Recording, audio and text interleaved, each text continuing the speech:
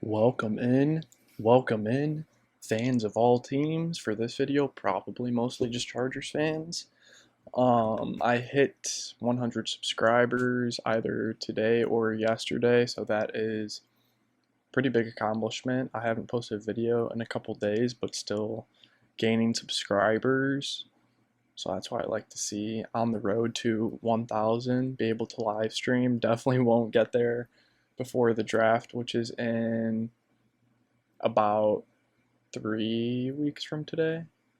From tomorrow. 3 weeks from tomorrow, I think. Yeah, just look at my calendar. Yeah, definitely won't gain 900 subscribers in 3 weeks, but I want to be able to live stream for either some of the games or the draft next year. I just think it's more interactive, and that's most of the reason why I created this channel. But today, just making a short little video because I go to LSU, as I've mentioned many times, and Mr. Brandon Staley, Ronaldo Hill, Derek Ainsley, they are all on campus. I was sitting in class this morning, and I saw that I knew that the LSU Pro Day was today, and then I saw that Brandon Staley was on campus. I was like, oh, that's pretty cool. Like Chargers are like Brandon Staley, the actual head of the Chargers, kind of is representing strong. Like normally we don't send our head coach or GM to pro days. And the Chargers don't really have that big of a connection to LSU. And then so it was cool to hear that he was interested in LSU and came here. But then I realized, like, oh my God, I'm like a mile away from Brandon Staley right now. I could walk out of class and walk to the training facility. And I was like, I really wanted to, but it just wasn't realistic of me being able to like get past security and be able to meet him or something. Really meet anybody in the Chargers organization, really any organization. I was thinking maybe I could like wait out by their cars or something, but that would just be creepy. I just wanted to shake their hand, tell them I love football, remember the name Jameson Shoemaker, and I'll see you one day. But basically, breaking news: Brandon Staley here in Baton Rouge. I'll go over some of the testing numbers that happened today. Big one is obviously Derek Stingley, but LSU has a lot of prospects this year. Only a couple, really just Derek Stingley in the first round, even second round. There's not really anybody, but we do have a lot of guys who declared for the draft. Goodbye, Coach O. Damone Clark did not participate. He's probably the other high-end LSU draft eligible guy.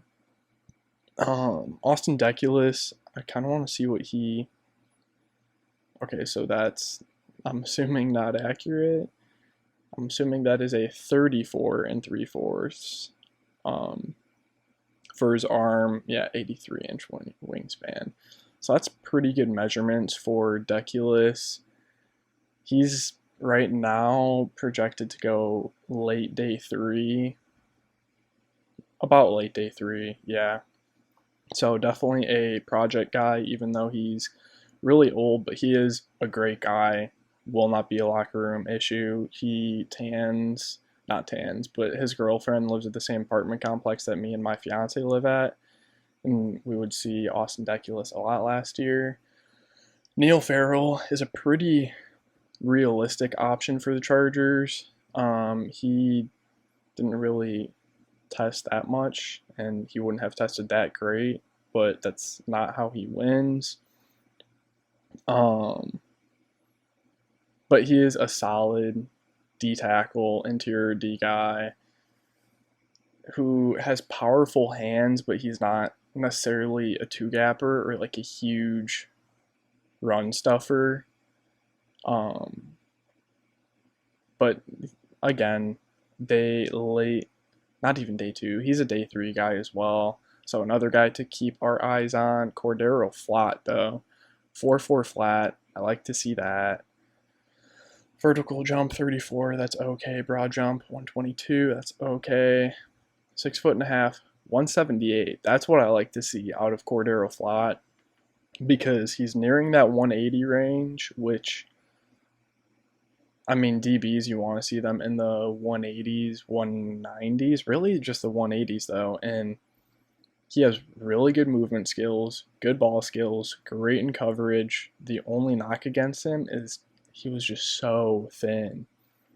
And I haven't seen any videos of him. I haven't seen him in a while, but he is 178. He's close to that 180 mark.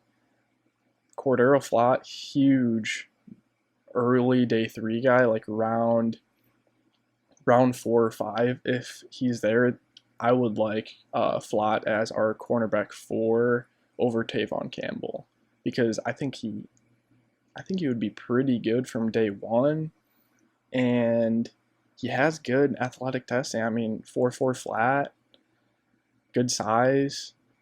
I think he could develop into something as well. Ed Ingram, day 2 or day 3 guard. John Troy Kirkland, he ran a 4.5, but his jumps 42-inch vert, and I think, what was this? I don't want to do quick math. That's a 11.6, I think. Yeah, that's an 11.6 broad jump. So his vert and his broad were absurd, and those came out before the 40, so that was pretty special to see. Kirkland, he was okay here at LSU. He was definitely never featured in anything. Glenn Logan, another guy to kind of keep your eyes on. And then Derek Stingley, 38.5-inch for decent broad, 4.37. He ran a 4.3 coming out of high school. I was expecting sub 4.4 even coming off of the injury. I don't even think that this is his best time too, because doing the vertical, the broad, and the 40, it didn't look like he was that prepared for any of them, which you could look at as either he didn't really care about it and he's lackadaisical and like that's a red flag, or you could also look at it as he was unprepared, didn't look that crisp in the 40 or even the vert. He kind of just walked up there and just jumped, and he still put up these numbers. But just watching him on the field, he is an incredibly special athlete. Probably the best athlete I've ever seen in person. And I got to see Jamar Chase, Justin Jefferson. I got to see them play Clemson, the national championship. All the guys at Oklahoma, Georgia, Florida, Auburn. Derek Stingley, built different, quite simply. 6 foot, 188, textbook. I feel like he has longer arms than 30 and 5/8. It just seems like he does. 74-inch wingspan, not huge, but he plays way bigger than that. So that's not going to be concern. And then Cade York, lastly, I would be thrilled with if the Chargers could get him in the 7th round. He was the Joe Burrow of kicking for us. It's like Cade York walks up there, pretty rare in college where it could be 55 yards. I think it was 55 yards through the fog to win the game against Florida. No doubt about it. No doubter. This dude just, I haven't looked at his stats, but from what I can remember, this dude just did not miss kicks. There might have been one game where he missed like 2, but obviously that's not good. But for my entire tenure since 2019 at LSU, Cade York has just not missed. He is a very, very good kicking prospect. That's kind of it for the big names. There's a couple guys like Ty Davis Price. I like Damone Clark. Obviously, I like all these guys. I go to LSU. But I think that's going to do it. I kind of just wanted to highlight that Mr. Brand Staley, the Chargers, they are interested in some of these LSU prospects. Whether Derek Stingley falls to 17, I would be pretty surprised. I would be so happy if he did, though, and the Chargers took him. J.C. Jackson, Derek Stingley Jr., who, imagine in 2019 saying the Chargers are going to get him in 2 or 3 years from now. This kid was the best corner in the nation at 18 years old, and it wasn't even close. Like, he locked down everybody. Best ball skills I've seen from a corner, best movement skills. He's been injured the last 2 years. What he could be is insane. Top 3 corner. Our secondary would be so good. But I doubt he's there. There are a couple other depth guys here at LSU, though.